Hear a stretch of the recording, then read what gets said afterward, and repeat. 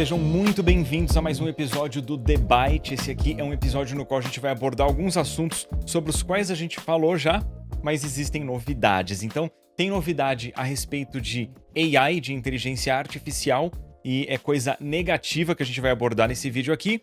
E a gente vai falar também a respeito de melhorias para transmissão na Twitch. Bom, isso é bom. Essa parte, pelo menos, é mais positiva. E a gente agradece logo de cara a Nuvem pela parceria com o The Byte. E eu queria só falar uma coisa, pra quem não sabe, eu virei papai de novo recentemente. Virou o ano, mudou tudo, porque, né, eu já era pai de menina, agora sou pai de menino, ele chegou muito saudável, tá tudo bem, mas obviamente que isso tem tido um impacto forte na rotina de casa. Mas eu acho que eu vou conseguir me virar bem aqui no The Byte de qualquer forma. Então, é isso. Parabéns, Edu. Valeu. Parabéns, querido. Bom, dando início aí, como o Edu mencionou na abertura do cast, vamos falar novamente de inteligência artificial, de AI, de IA, como você queira mencionar, aplicado agora aqui dentro do contexto da criação de conteúdo. Isso por quê? Porque recentemente um youtuber lá da gringa chamado Kyle Hill publicou um vídeo muito interessante sobre esse assunto. Ele, na verdade, fez uma grande denúncia. Denúncia sobre o quê? Sobre canais de conteúdo tidos como educacionais, ou pelo menos categorizados dessa maneira pelo algoritmo do YouTube, e na verdade são cópias completamente distorcidas de fontes reais, tá? Tanto do YouTube quanto de fora dele, e que podem, segundo o próprio Kyle Hill, acabar trazendo questões prejudiciais a tanto a comunidade do YouTube como um todo, mas principalmente aquelas pessoas desavisadas que consomem esse tipo de conteúdo, né? O vídeo é muito bacana, a gente vai colocar ele aqui na descrição pra vocês. O Kyle Hill, ele mostrou provas de que isso não é só um caso isolado, não é só um canal que copia o conteúdo dele, na verdade são canais que copiam não só o conteúdo dele, mas o conteúdo de vários outros criadores, e que esses canais têm toda uma estratégia, assim, é quase como se fosse uma espécie de esquema. Então, basicamente, como é que funciona esse esquema, só para vocês entenderem um pouco melhor.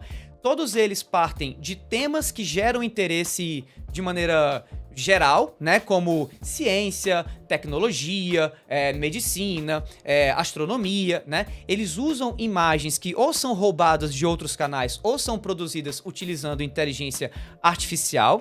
Essas imagens são extremamente apelativas, então elas trazem montagens assim que não fazem o menor sentido, tipo um alienígena dormindo dentro da pirâmide lá do Egito e tal. E eles também fazem uso da imagem de pessoas famosas e que são associadas a esses assuntos, como o Michio Kaku, que é um pesquisador, o Elon Musk e também o Joe Rogan, para atrair essa atenção, né, dessas pessoas desavisadas. E a partir daí é uma trilha de conteúdos produzidos por IA de maneira automática, sem que ninguém ali, né, tome a devida responsabilidade pelo que está sendo postado. Na hora que a gente, né, dentro do grupo do The Byte, levantou essa pauta, imediatamente eu já lembrei, obviamente, do Edu, né, que é um criador de conteúdo que tá há 10 anos aí produzindo conteúdo original feito por ele no YouTube, e eu fiquei pensando, cara, imagina com um criador de conteúdo como o Edu, que se esforça pra caramba pra fazer um conteúdo original, pra que todas as capturas que ele traz pro canal dele sejam dele mesmo e tal. Como que um cara desse se sente numa situação como essa? E aí eu aproveito que você tá aqui, Edu, exatamente pra perguntar isso pra você, como é que isso te impacta, de certo modo, e como é que você enxerga essa situação que tá acontecendo agora no YouTube? Os canais que roubam conteúdo, eles estão tentando dizer que aquilo é fair use, que é o uso justo, que é um assunto extremamente complicado, mas algo para se enquadrar no fair use, ele usa conteúdo de terceiros, só que ele não rouba conteúdo de terceiros. Ele costuma acreditar o conteúdo de terceiro, ele é um conteúdo que é original e usa material de terceiros para exemplificar algo ou para gerar um conteúdo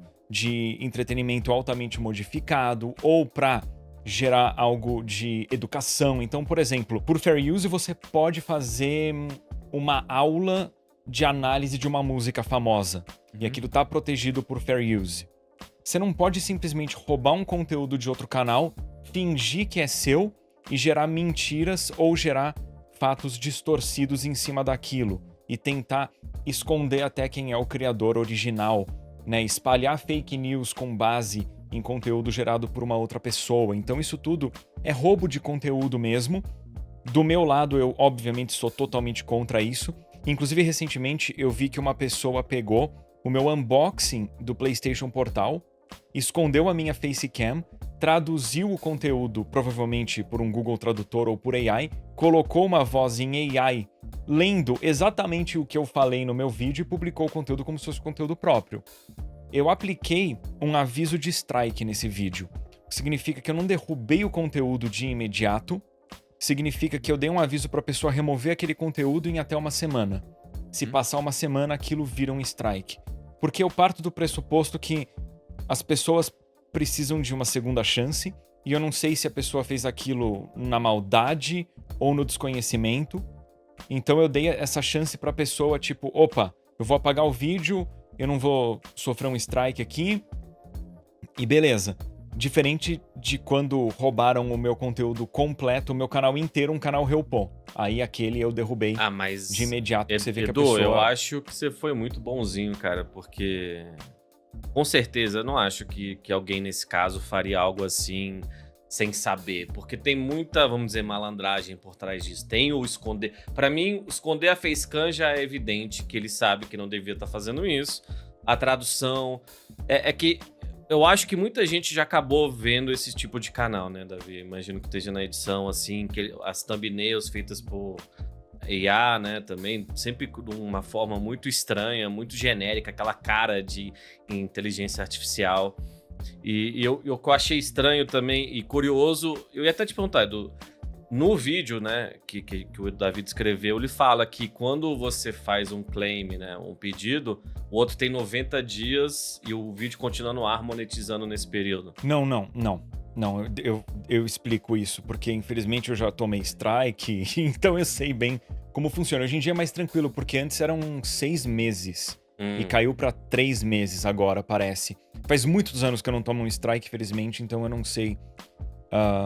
Assim, não tá fresco na minha memória, mas o Kyle Hill mencionou no vídeo dele 90 dias, mas é assim. Quando você aplica um strike, ou no caso do que eu apliquei, né, se aquilo virar um strike, se a pessoa não remover o conteúdo em 7 dias e aquilo virar um strike, o vídeo automaticamente cai. Mas a pessoa que tomou o strike, ela pode falar, opa, não, esse strike aqui não é justo, eu posso colocar esse conteúdo no YouTube. E a pessoa faz uma contra-notificação. E aí, nisso, aquilo vai virar uma briga em que o vídeo é restaurado. Para eu manter o meu strike, eu tenho que abrir um processo judicial contra a pessoa que copiou o meu conteúdo, por exemplo, e notificar o YouTube que eu abri o processo judicial, e daí aquilo vira uma briga jurídica. Então, mas eu acho que esse que é justamente o ponto. As pessoas que roubam conteúdo contam que ninguém vai abrir um processo judicial, e enquanto isso o vídeo fica no ar monetizando. E também tem a questão dos 2 strikes, né? Que esses canais mantêm 2 strikes, porque o terceiro o canal é apagado. E tem uma coisa importante em relação ao terceiro strike. O canal cai, a pessoa que tomou um terceiro strike e perdeu um canal no YouTube, ela não pode mais ter canais no YouTube. Uma vez que você perdeu um canal no YouTube, você não pode mais ter. Só que aí o que os caras fazem? Ou você abre uma empresa e a tua empresa, você é funcionário dela e você tem o canal no YouTube, ou você abre outro canal e o YouTube não identifica e, tipo, fica por isso mesmo, né? No caso lá que eu falei que eu dei o aviso de 7 dias pra entrar o strike, é o que eu falei, eu acho que as pessoas merecem uma segunda chance. Até porque eu acho que tem muita gente que acredita que o Edu não vai estar olhando, né? Ou que, né, assim, os canais... esse canal aqui, ele cria conteúdo em espanhol, eu sou brasileiro, então eu vou me apropriar do conteúdo dele e ninguém vai ver porque o cara é espanhol, ele não tá vendo, né, o algoritmo do canal em português, então meio que eu me safo dessa maneira. O YouTube tem uma ferramenta que quem é parceiro do YouTube tem acesso, que o YouTube identifica quando tem um conteúdo teu em outro canal. O que você tem que tomar cuidado, porque não necessariamente o conteúdo é seu, né? Então, uma cutscene de um jogo pode aparecer nesse sistema. No meu caso, me chamou a atenção porque eu fui ver o sistema, eu bato o olho nesse sistema uma vez por ano, sabe? E aí eu olhei e falei, opa, meu vídeo do PlayStation Portal, o vídeo foi completamente reupado. Só cortaram minha facecam e a voz tá em inglês via AI. Eu achei muito estranho, sabe? Porque eu não fico removendo conteúdo, o cara usou uma captura de gameplay minha. Tipo, usa, sabe? Contanto que a pessoa não reupe um vídeo meu por completo, na maldade. Contanto que a pessoa não use um vídeo meu pra manipular, distorcer o que eu disse, tipo, fica à vontade. sabe? Aliás, eu tava na famosa Feira dos Importados de Brasília e tava lá a cara do Edu numa lojinha lá, tipo... Não, tipo, isso eu acho muito legal. É muito legal, Daniel. Tipo, os caras vendendo os games. Ah, não, alguém que é fã do Edu fala, bota aí na TV, sabe? Jogando Resident Evil, não me lembro qual que era, sabe? Isso é muito legal, mas... Outro dia, inclusive, desculpa te interromper, mas eu assisti um vídeo de um canal que nunca tinha aparecido na minha timeline. Acho que é Ryan Red, o nome do cara, brasileiro, o canal. Pô, gostei muito do vídeo. Eu vi que num momento do vídeo, ele colocou um gameplay meu de Castlevania com a minha facecam ali, sabe? E aí eu fui no Twitter e eu mandei uma DM pra ele com o link do meu canal de acervo e falei, cara, a próxima vez que você precisar de gameplay, usa daqui porque não tem a facecam e você não precisa acreditar. Da hora. Caramba. Porque assim, eu sou totalmente a favor de você poder usar conteúdo de terceiros pra gerar o seu próprio conteúdo, sabe? Eu não sou a favor de um cara pegar sei lá, um episódio. Tudo bem que o Mickey agora na primeira versão caiu, né? Tá em domínio público. Mas eu não sou a favor de você pegar um episódio do Mickey e reupar. Mas você poder fazer um vídeo falando sobre o personagem, eu sou completamente a favor, sabe? Felizmente a indústria de games enxerga também assim, tanto que você pode fazer let's play, você pode fazer vídeo de análise, você pode usar conteúdo de games. Mas no começo foi estranho, né? Com as gameplays, assim. Tinha uma época que tinha jogos que não... Sim, a Nintendo tinha alguma resistência, a Atlus, a Konami, a Capcom. Mas isso foi mudando porque as empresas perceberam que é muito mais positivo elas ganharem essa exposição via o YouTube do que bloquear esse conteúdo, que é o que a indústria da música não viu ainda, né? Tem um canal de música que eu acompanho que não cobre conteúdo, por exemplo, a última vez que eu vi, eles não estavam cobrindo nada do Black Sabbath, porque o Black Sabbath bloqueava tudo. Pra que você vai falar do Black Sabbath, então? Você não fala, você fala do Led Zeppelin. Você dá visibilidade pra uma outra banda. A gente já teve essa discussão, pra quem não sabe, dentro do The Byte. E se fizerem corte do The Byte? Mano, manda ver. No privado, a gente até pede pra pessoa dar crédito. Mas se ela der ou não, a gente não vai derrubar o conteúdo. Desde que a pessoa não faça uma montagem pra distorcer o que a gente falou. Daí... Ou que fique monetizando muito em cima e nunca dê crédito de uma forma proposital. Porque teve um canal que eu comentei, pediu crédito e foi e apagou. E de qualquer forma, a gente não deu strike, mas também sejam éticos. Particularmente eu tenho esse costume de todo vídeo que a gente solta e que tem uma repercussão um pouco maior, eu vou atrás das palavras-chave ou palavras que eu acho que fazem sentido e eu vejo se alguns canais pegaram pra comentar em cima, fazer react, até porque aqui no Brasil é muito famoso hoje em dia esse tipo de conteúdo. E aqui e acolá aparece, né? E eu dou uma olhada e eu tenho tido uma impressão muito positiva, né, dos criadores que têm utilizado o conteúdo da gente para fazer os seus vídeos de react. Quase todos creditam, e além de creditar, colocam o link, né, do episódio completo na descrição, mencionam um pouco a gente, apresentam um pouco o debate ao público, então é sempre muito interessante ver, porque no fim das contas, galera, assim, querendo ou não, né, assim, somos todos criadores, mas o YouTube é uma comunidade no fim das contas, né, então acaba que esse senso de comunidade pode servir também para poder alavancar outros conteúdos de outros criadores, de outros canais e tudo mais. Eu queria aproveitar para fazer uma pergunta interessante pro Edu. Deixa eu só comentar no que você falou, cara. Eu discordo um pouco de vocês, eu acho que tem muito mais gente mal intencionada do que parece, e eu acho que o exemplo do vídeo que a gente tá comentando é evidente, é uma máquina de monetização, a gente tem exemplos de IA e a gente tem exemplo de manual no TikTok, já vimos pessoas se gabando no TikTok de, o meu dia de trabalho, chego, baixo um vídeo de uma gameplay do YouTube, não interessa de quem é, não vou acreditar, vou cortar a marca d'água, vou botar um outro clipe de um podcast em cima, jogar no YouTube, e muita gente, no TikTok, na verdade, né? Que muitas vezes você vai no TikTok e você vê, né, uma gameplay de um negócio, alguma outra coisa e um clipe embaixo.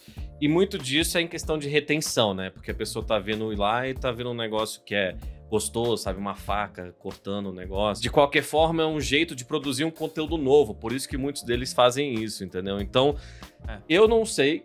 Eu não gosto da onde está esse caminho, para onde está indo tudo isso. A questão do IA e a questão do manual parece um roubo, né? Então, legal, tem uma comunidade de React, quer fazer React do Debate, quer acreditar? Vamos embora. Mas, no geral, eu encaro isso como um grande problema, que eu sei que você ia fazer uma pergunta, Davi, mas eu queria emendar só uma discussão rapidinha aqui, que para mim foi tirar o botão do dislike. A gente nunca conversou sobre isso aqui, Edu, não sei tua opinião sobre isso. Inicialmente falei que estranho, aí tiraram, eu falei, não, de boa, tá ligado? Tipo, pelo menos não tem hate. Eu me lembro quando eu postava vídeo, teve uma vez que, sabe, tinha um bot de dislike, assim, 300 em 2 minutos publicado o vídeo, eu me lembro como eu me sentia assim, mas isso fazia com que muitos desses vídeos, né, um review que tá errado, que não foi pra lugar nenhum. Então eu queria saber o que você acha disso, Edu, e o Davi também, claro. Eu acho que o botão de dislike devia estar presente, sim. É óbvio que é negativo do ponto de vista de, tipo, eu como criador produzo, por exemplo, a minha análise do Sonic Superstars, que eu achei um jogo horrível. Teve gente que ficou revoltada. Como que eu ouso expor a minha opinião e argumentar por que eu achei o jogo é fraco? Então ele teve um nível de dislike maior do que o padrão do canal. Mas até aí... Cara, será que esse cara que deu dislike, ele é importante pra mim? Nesse caso? Cara, sinceramente não. Eu ficaria chateado se eu tivesse tomado muito dislike num vídeo, sei lá, que nem eu tô fazendo agora, o Neo Geo como você nunca viu. Daí o vídeo toma um monte de dislike, eu ia achar esquisito. Porque aí não teria por que esse vídeo ter um hate em cima, sabe? Então eu acho que assim, o botão de dislike ele é muito importante, porque ele sim é um indicativo de que tem alguma coisa estranha naquele vídeo normalmente. E nesse meu vídeo do Sonic deve estar em 95% de like, a média do meu canal é 99%. O ratio de like e dislike, né? Então, a pessoa ia entrar ali e não ia falar, opa, esse cara aqui falou besteira, esse cara aqui é um babaca, sabe? Mas se você entra num vídeo gerado por AI e tivesse ali, tipo, mais dislike do que like, aquilo é um indicativo de que tem alguma coisa esquisita ali, né? Eu sou a favor também do retorno do botão de dislike, mas o dislike ele tem que ser tratado, como o Edu mesmo mencionou, de maneira contextualizada, assim, né? Tipo assim, o dislike ele não pode ser só visto como um símbolo de reprovação daquele conteúdo como um todo. Ele talvez deva servir pro criador, principalmente, mas como um sinal de que tem alguma coisa ali que tá indo, né, digamos assim, fora do normal, do esperado, por parte de quem assiste aquele vídeo sobre aquele vídeo. E daí o próprio criador identifica o que é, vê se é alguma coisa relacionada à qualidade, ou se alguma coisa relacionada ao que mesmo, ele falou, entendeu? ou nada, exato, ou nada a ver, porque na verdade o grande lance é esse, assim, é como o dislike é tratado de maneira absoluta, quando na verdade hoje, dependendo do público, o dislike pode significar algo diferente. E acho que em relação a criador de conteúdo, é importante a gente amadurecer como criador. Isso eu falo com quem é criador também, tá? A gente amadurecer e pensar assim, cara, vai ter gente que não vai entender o nosso conteúdo, vai ter gente que por motivo nenhum não vai gostar da gente, vai pegar birra. Eu percebo que tem gente que tem birra comigo porque o meu canal é grande, sabe? E assim, só porque o canal é grande você pegou birra comigo, ou porque os meus vídeos de 6 anos atrás eram diferentes dos de hoje, a pessoa associa o meu conteúdo ainda como um canal que só faz série de gameplay, sendo que eu faço vídeo elaborado hoje em dia, além de vídeo de gameplay. E aí, lembra que, cara, no meu caso, tem canal que faz vídeo falando mal de mim. E daí, esse vídeo talvez incentive as pessoas a entrarem nos meus vídeos e deixarem dislike. E daí? Cara, eu não quero esse público que cai no conto de gente ruim, de gente manipuladora, como público meu. Então, pra mim, não é um problema essas pessoas me odiarem. Se elas, assim, não me agredirem, não espalharem mentira, não fizerem nada que venha a me prejudicar, tudo bem elas me odiarem. Eu não quero elas como público, sabe? Porque é um problema quando você é um criador... Pelo menos eu, quando eu tava começando no YouTube, eu tinha aquele lance assim... Pô, não fiz nada de errado, as pessoas estão me detestando, por quê? Mas aí eu percebi, cara, vai ter gente que vai te odiar por motivo algum, e vai ter gente que vai te odiar porque ela acreditou num mentiroso. Mas se ela é inocente o suficiente pra acreditar num mentiroso e não conferir qual que é a verdade, eu não quero essa pessoa como público. Por isso que também, tipo, eu vejo o dislike ali e eu falo, tá bom, o cara eu acho, fanboy de um jogo, tipo, deixa Esse ele, é o ponto. coitado, né? Eu acho que a palavra que me vem à cabeça é sentimento, assim. Você saber o sentimento do teu público em relação a você, ou algum conteúdo que você acabou produzindo. Mas esse negócio do dislike é engraçado, da maturidade como criador de conteúdo e como pessoa mesmo. Eu me lembro justamente lá nos primórdios, em 2012, assim, né? Quando as pessoas iam e tweetavam: recebi 11 dislikes no meu vídeo, né? Esses haters estão sem controle, por que alguém faz isso? Como assim, sabe? Tipo, E de verdade, às vezes você lançava um vídeo e eu tentar fazer umas coisas mais produzidas, mesmo não tendo as ferramentas, seja o computador ou habilidade pra isso, e do nada você receber 1, 2, 3, 4, 10, 15 dislikes que parecia o fim do mundo, assim, sabe? Porque parecia uma rejeição A você. muito grande. Uma rejeição a você, não só ao teu trabalho, sabe? Mas assim, 10, 12 anos passados e a gente vê, né, a cultura do like, as dopamina que você recebe quando posta uma foto ou um tweet, alguma coisa assim, tinha um efeito proporcionalmente invertido, né, nesse sentido. Mas eu acho que é bom pra filtrar. Eu gosto de filtrar no YouTube, e agora eu nem olho mais, né, quantos likes tem essas coisas, e por favor, dê like nos vídeos do debate, que ajuda bastante. Mas... Dito isso. Exato. Do ponto de vista do usuário, eu acho que é fundamental, exatamente para servir como um filtro, para você poder entrar. Eu acho estranhíssimo quando eu entro num vídeo e eu não consigo entender se esse vídeo tem ali alguma, né? Isso é estranhíssimo. Do ponto de vista do criador de conteúdo, é o que o Edu falou, carece de uma maturidade e que, assim, tem muito criador que tem criador que não tem, e às vezes até justificado que não tenha, porque é uma criança, porque é alguém que tem questões emocionais, que acaba se tornando algo muito binário, né? O like e o dislike, e aquilo promove pra ela algum tipo de desconforto, pra ele, no caso, a pessoa, né?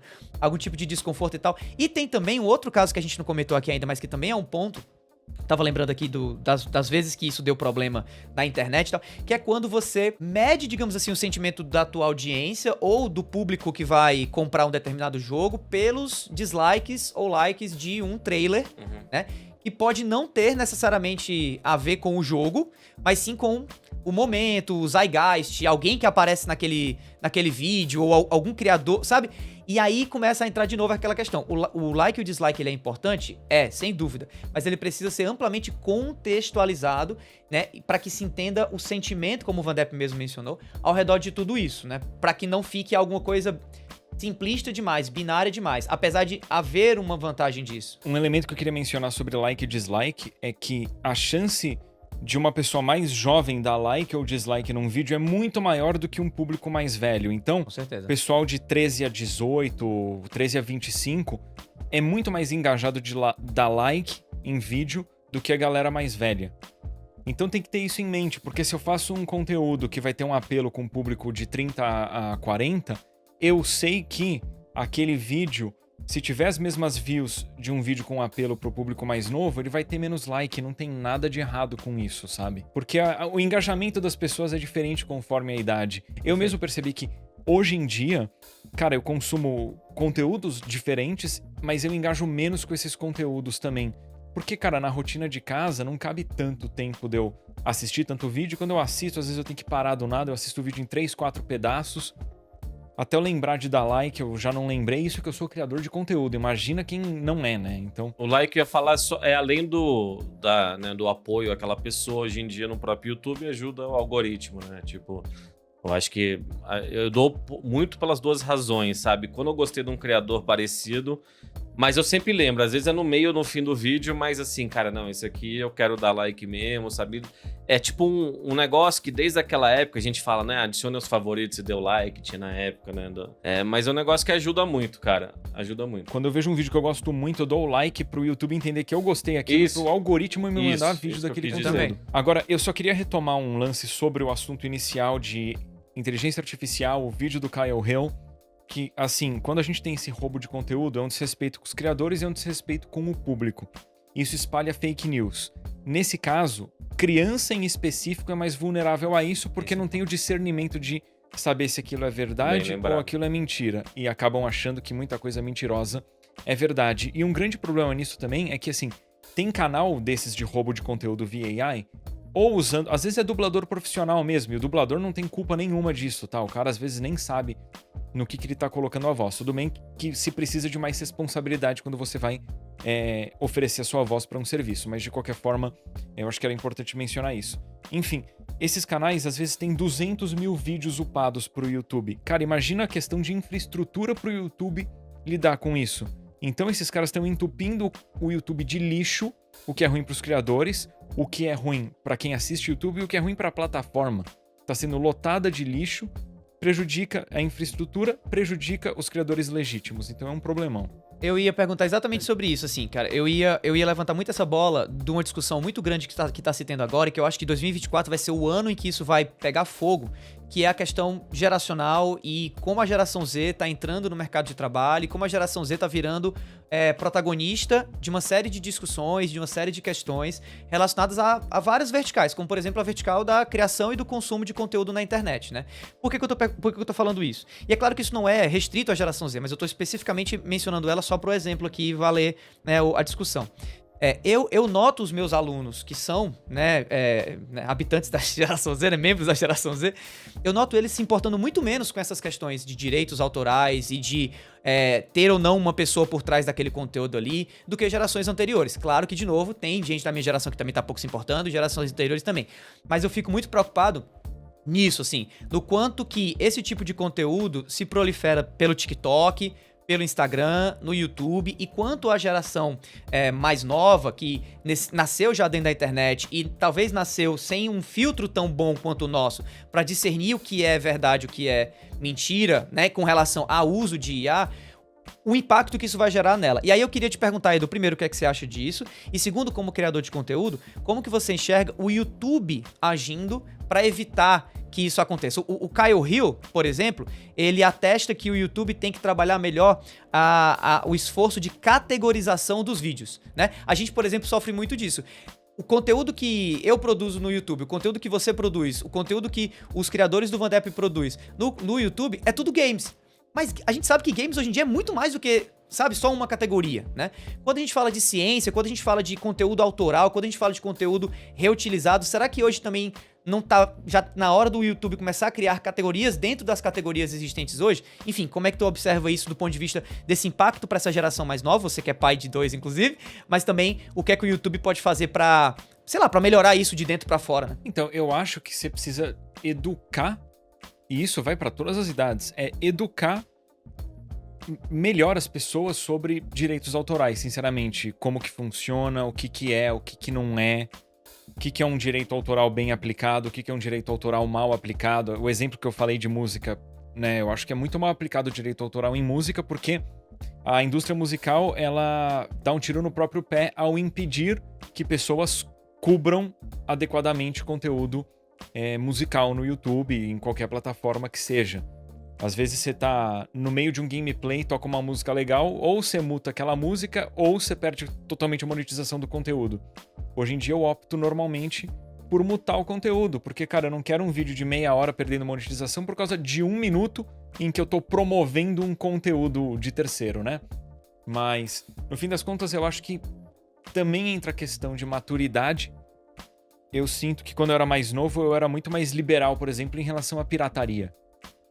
Até pela questão de que o Brasil era muito fechado, então se você queria ter um jogo original, você nem teria como ter, né? O Nintendinho, tipo, não tinha original, era os Famiclones, né? O Phantom System, o Top Game e as fitas, tudo pirata, inclusive em shopping, você ia comprar, era tudo pirata porque não tinha original. Então a gente tem uma questão dessa minha geração que cresceu jogando pirata porque nem tinha como jogar o original, mas eu acho que quando você vai ficando um pouco mais velho, você percebe que, opa, cara, esse jogo é caro, não é porque a mídia, não é porque é caro produzir o Blu-ray. Tipo, o Blu-ray é o custo mais barato ali na hora de comprar um jogo. O caro mesmo é o salário das pessoas envolvidas, né? E é melhor a gente pensar no sentido de um jogo indie do que num AAA, porque um jogo gigante tem um CEO que ganha 100 milhões de dólares por ano, né? Mas num jogo indie, você sabe que todo mundo ali tá ganhando um salário ok, ninguém ali tá ficando rico fazendo o jogo. Então eles têm que vender o jogo. Se você pirateia o jogo de um estúdio indie, você tá diretamente provavelmente prejudicando a renda dele. Ao mesmo tempo, tem gente que usa pirata porque legitimamente não tem condições de comprar o original e um dia vai virar um gamer que vai comprar jogo original, sabe? Por isso que eu acho que é muito relativo. A gente tem que compreender a situação da pirataria. Mas eu acho que quando você não tem como comprar o original, você é muito mais liberal em relação à pirataria. Conforme você vai amadurecendo, você vê, opa, não é bem assim. Hoje em dia, tipo, no meu Neo Geo eu tenho um fita pirata que é multi-cartucho, que tem 160 jogos, mas você consegue comprar um jogo original de Neo Geo hoje em dia? Não. Se você comprar, você vai reverter dinheiro pra SNK? Também não, porque é um negócio de 30 anos atrás, sabe? Então acho que tem que avaliar caso a caso, mas no fim das contas é uma questão de educar as pessoas para elas estarem bem informadas e entender, tipo, se eu piratear um jogo do Switch, eu tô, tipo, pirateando um jogo de um console que tá sendo produzido ainda. É diferente de um jogo de Play 2 que nunca foi relançado e você não tem como comprar original, e se você comprar, tá girando o mercado de usados, não é a publisher do jogo que tá se beneficiando disso, né? E aí você tinha uma outra pergunta também, Davi? Não, e aí como é que você acha que o YouTube pode agir pra, de dentro pra fora, resolver esse problema, né? Assim, do lado do usuário é mais educação, né? Mais entendimento, mais compreensão da diferença entre o conteúdo feito por um criador como você, por exemplo, e o conteúdo feito por uma fábrica de conteúdo via IA, né? Mas ao mesmo tempo, o que é que o YouTube pode fazer do lado dele? Eu acho que ele já tá tomando algumas providências de avisar o público quando um conteúdo é gerado via inteligência artificial. Eles também identificam como conteúdo sintético, né? Ou seja, que não é orgânico. Eu acho que ter uma tagzinha no vídeo, que é algo que eles vão implementar, é legal. Mas além disso, deles identificarem quais são essas... farm, né? Uma fazenda, uma indústria de roubo de conteúdo. E identificar de maneira proativa quem tem feito isso e punir essas pessoas de fato. Sabe, um canal desses caiu via 3 strikes, identificar quando são os mesmos autores criando novos canais para colocar esse estilo de roubo de conteúdo em prática. O YouTube já disponibiliza a ferramenta para a gente identificar, que nem eu falei que eu identifiquei. E aí a gente precisa agir em cima disso, né? E o YouTube precisa facilitar a ação. Eu acho que é isso. Porque o YouTube não pode ser ultra controlador também, não só porque ele precisa ser liberal para poder funcionar. Os usuários não podem ter muitas restrições, senão ele começa a perder a possibilidade dele funcionar de maneira tão liberal em relação a direitos autorais. Mas quando a gente tem um problema de direito autoral real, ele precisa seguir, ele precisa agir. Mas eu acho que junto a gente vai precisar de um amadurecimento das leis que giram em torno de direitos autorais e ver como que a gente vai lidar com os direitos do que é gerado via AI.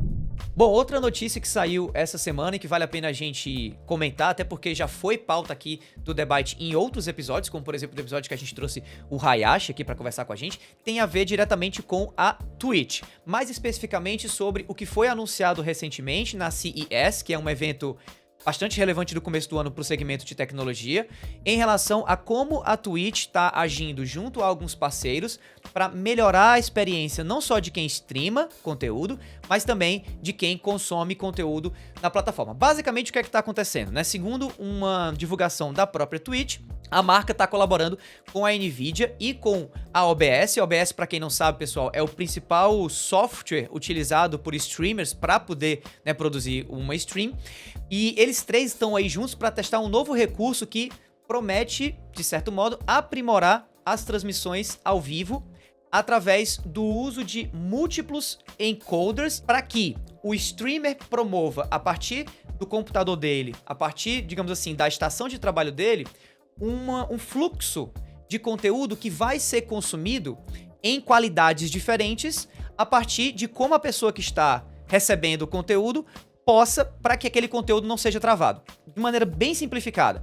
Um grande problema da Twitch hoje é que a pessoa, o streamer, ele tem que pensar não só na qualidade do conteúdo que ele vai estar produzindo ali, mas também em quem vai estar consumindo aquele conteúdo. E se o público daquele streamer estiver consumindo conteúdo em celulares ou através de uma internet de pouca velocidade, pode ser que o conteúdo dele acabe travando. Então muitos streamers o que é que fazem? Reduzem a qualidade daquilo que sai, né, do ponto de transmissão deles, para que não trave esse conteúdo chegando ali na fonte de quem tá consumindo, né? E a ideia da NVIDIA junto com a Twitch e com a OBS é criar uma maneira de isso ficar um tanto quanto relativo. Expliquei bem, Edu? É mais ou menos isso? Cara, eu não tive tempo, sinceramente, de estudar o assunto específico, porque eu acabei de virar pai de novo. Mas eu já estudei muito na vida a questão de codec. E quando você faz uma transmissão ao vivo, você está enviando o seu sinal do seu computador para o servidor da Twitch, ou do YouTube, ou do Facebook, seja o que for. e aí esse serviço precisa repassar esse conteúdo para os usuários. E esse serviço pode repassar meio que o conteúdo bruto que ele está recebendo. E um exemplo legal disso eram as lives na Mixer, que a Mixer tinha o FTL, né, o Faster Than Light, que não tinha atraso praticamente, era questão de milissegundos o atraso da audiência. Eu posso dar um exemplo de eu estar na call, no TeamSpeak, no TeamSpeak é até mais rápido que o Discord, a gente é velho, a gente não usa, e tá vendo a pessoa falando comigo, mexendo a boca junto com a live que eu tô assistindo, entendeu? Eu tô assistindo a live, tava com o Hayashi, tava assistindo a live dele, e o que saía da boca dele, que também o teste tem um mini delay, batia perfeito. É muito estranho você estar na call com alguém e ver ela falando em live, porque geralmente, né, é uma diferença muito grande, cara. E esse sempre foi um problema da Twitch, né? Eu acho que esses streamers reclamam tanto em relação ao bitrate e ao delay, mas Edu, pode continuar. Enfim, mas era um exemplo bem legal, porque pra Mixer fazer isso, o sinal bruto que ela tava recebendo, ela tava repassando, basicamente, né? Isso. E aí, por exemplo, com o YouTube tem vários modos de latência. Quanto mais rápida a latência, menos tempo o YouTube tem pra trabalhar com o sinal que você envia.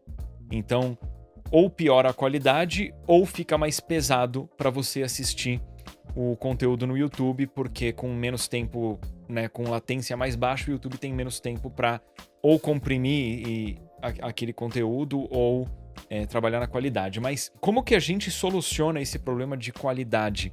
É usando codecs melhores, encoders, né? Um muito famoso é o H264, a NVIDIA tem o NVENC, existe o HEVC, e mais recentemente a gente tem o AV1. E o que esses codecs fazem os encoders, eles estão transformando o teu sinal de vídeo num formato de vídeo, né? E aí com codecs mais antigos, eles geram arquivos maiores para a mesma qualidade ou a qualidade fica pior no equivalente de codecs mais modernos. O que é o AV1 que a Twitch mencionou? O AV1, ele é fruto de uma colaboração de vários players aí do mercado de streaming para gerar um encoder e fazer o decode depois desse conteúdo com muita qualidade e pouco tamanho de arquivo. Então, um arquivo em AV1, eu uso o AV1 aqui no meu setup, às vezes eu tô gravando em AV1, o arquivo fica 3 vezes menor do equivalente do H264, do NVENC, sem perder qualidade. E aí, quando você consegue disponibilizar a live dessa forma, você com 7000 de bitrate tá com muito mais qualidade do que o 7000 de bitrate no H264. E aí isso fica também num sistema otimizado mais fácil para a Twitch, por exemplo, trabalhar naquele arquivo e repassar para os usuários. E também o que a Twitch pode fazer, e eu não sei se vai ser o caso, não sei se é isso que eles estão testando, é do teu lado você fazer a transmissão e a tua transmissão tá saindo em 2 ou 3 formatos diferentes já. É exatamente seja encoders diferentes ou resoluções diferentes. É exatamente isso. É um sistema que vai através do uso da GPU, por isso que a NVIDIA entra aí na conversa, né? Vai produzir um sinal que vai estar sendo encodado de formas diferentes em latências diferentes já da base. Segundo o que a Twitch relatou em parceria lá com a NVIDIA, que também fez uma postagem sobre isso. E aí isso me leva até a crer, e aí eu acho até interessante perguntar pra ti também, Edu, o quanto faz sentido do ponto de vista técnico, se você puder opinar a respeito disso, e o quanto faz sentido do ponto de vista mercadológico também. O quê? Talvez limitar essa tecnologia, né, ou de alguma maneira criar um gargalo natural dessa tecnologia apenas aos usuários das placas da NVIDIA e mais especificamente aos usuários das placas mais modernas, porque segundo a notícia que saiu durante a gravação aqui do nosso episódio, essa tecnologia nova, né, de múltiplos encoders diferentes e tal, está sendo restrita até o momento apenas à série RTX 40, que é a série mais, digamos assim, mais bam, né? Que a NVIDIA oferece hoje de placas de vídeo. Aí a pergunta que eu faço pra ti é, faz sentido haver essa limitação, tanto do ponto de vista do tipo de placa, assim, do grau de performance da placa, e também faz sentido do ponto de vista da marca, tipo, as placas, as GPUs da AMD não poderiam produzir uma solução parecida com isso? Será que isso é uma questão de tempo para a Twitch abrir para todas as fornecedoras de placa 3D? Como é que tá essa situação, na tua opinião? Se eu me lembro corretamente, a V1 só tem suporte a partir da série 40. Então, como a 3080, você não consegue fazer a gravação em AV1, se eu bem me lembro.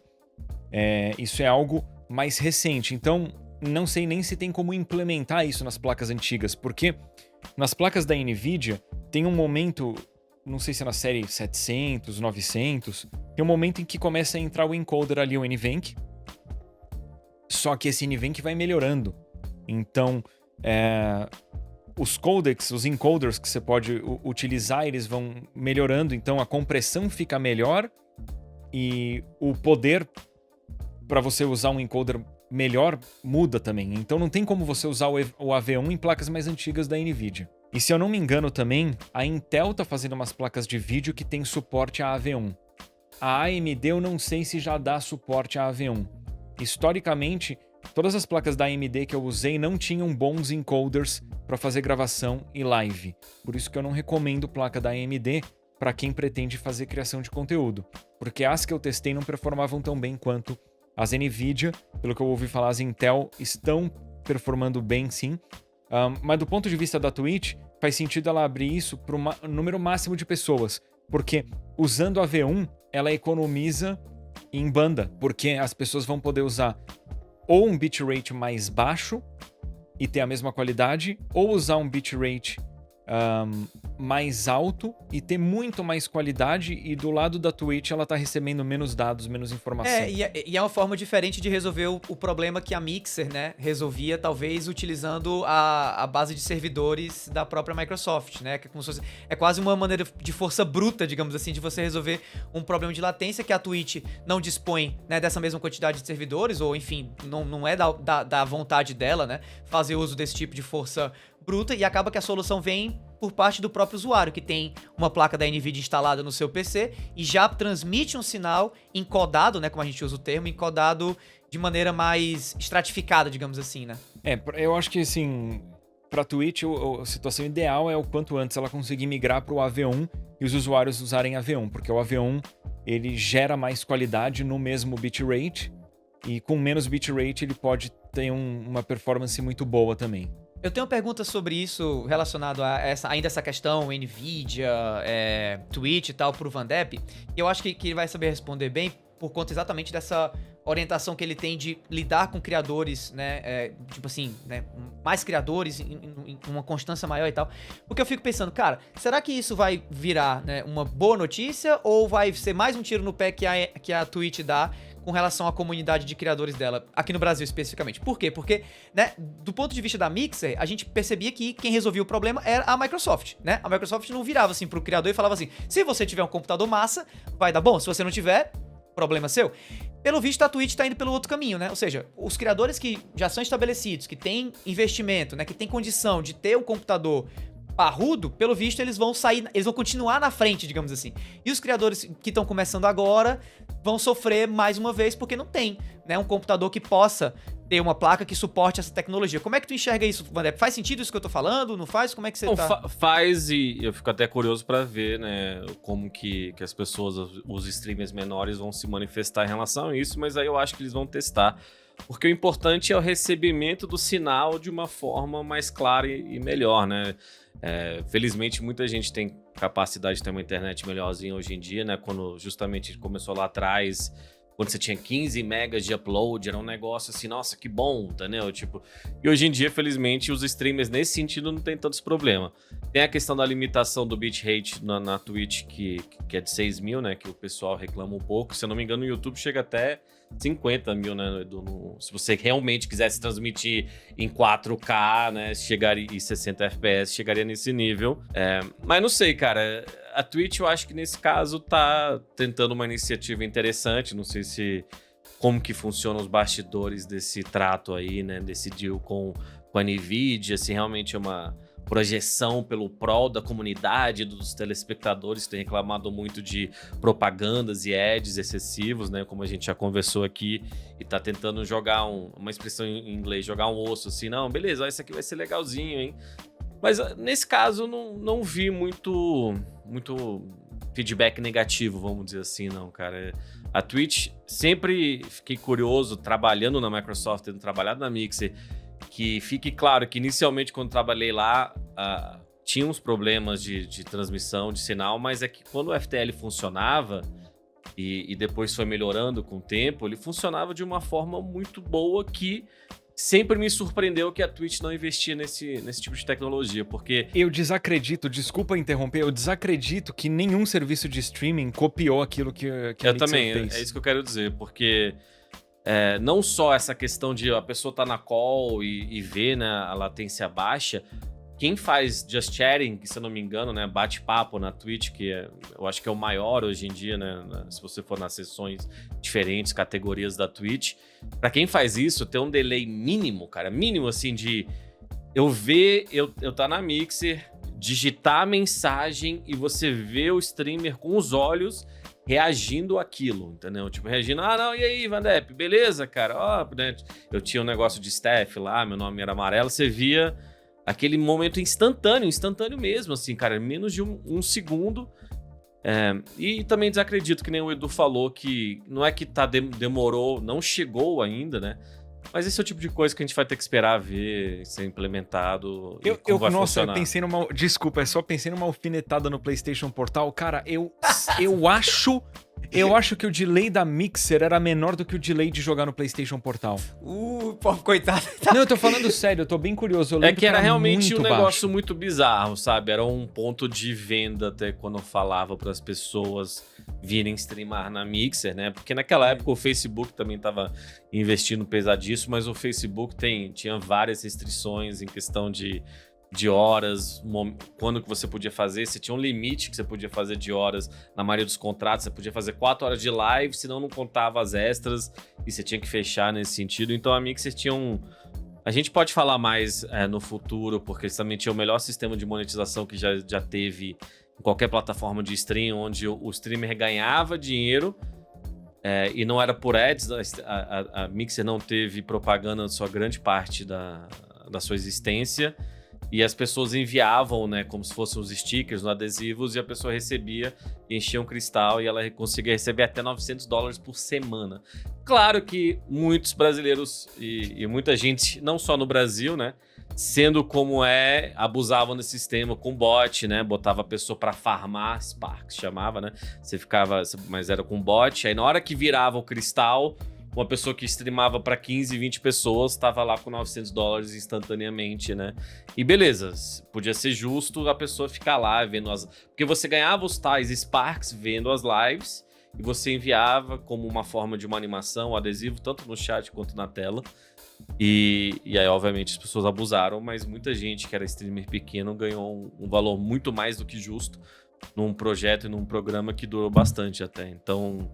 vamos ver, Twitch, nossa queridíssima Twitch. Todo mundo aqui quer que ela, né, se estabeleça ainda mais, estabilize, eu acho que é a palavra. E vamos ver no que vai dar isso aí. Eu ia comentar, isso aí é pra galera aprender que aqui não tem fanboy, porque a gente tá com o pau da Microsoft, a gente fala mal da Nintendo, aí no episódio que não tem nada a ver com a PlayStation, o cara mete pau no PlayStation Portal. E tem gente que fala que isso aqui é a prova de que a gente é comprado pela Sony, entendeu? Fanboy eu lidei muito justamente de Twitch, cara. A maior dificuldade na época de Azuba ou de Mixer, plataformas claramente melhores, tá? A Azuba também tinha inicialmente uma tecnologia muito boa, e depois os investidores pediram uma mudança para que ficasse mais estiloso. Acabou com a plataforma, acabou com o player. É uma lealdade gigantesca à Twitch que hoje em dia se dissipou em grande parte, tá? Hoje em dia as pessoas enxergam, não pelo que ela é, não vou falar, a Twitch teve, ainda mais, né, com a história de ser a Justin TV e o começo, criou uma cultura muito legal, isso é muito mérito da própria Twitch, tá? Mas é bom ver que as pessoas hoje em dia enxergam, né, falhas, porque também é uma puxação de saco com plataformas e né, consoles, e que não é muito necessário, gente. Vamos ter uma visão um pouco mais crítica, um pouco mais autêntica das coisas. Galera, espero que vocês tenham curtido o episódio. A gente tá voltando pra rotina normal, só nessa virada de ano que a gente deu uma mudada até para o pessoal poder relaxar, para poder virar pai, enfim. Logo, rotina volta ao normal. E obrigado pela atenção de todos. Não se esqueçam de que a gente está presente aí também em diversas redes sociais, links na descrição. Obrigado pela atenção de todos.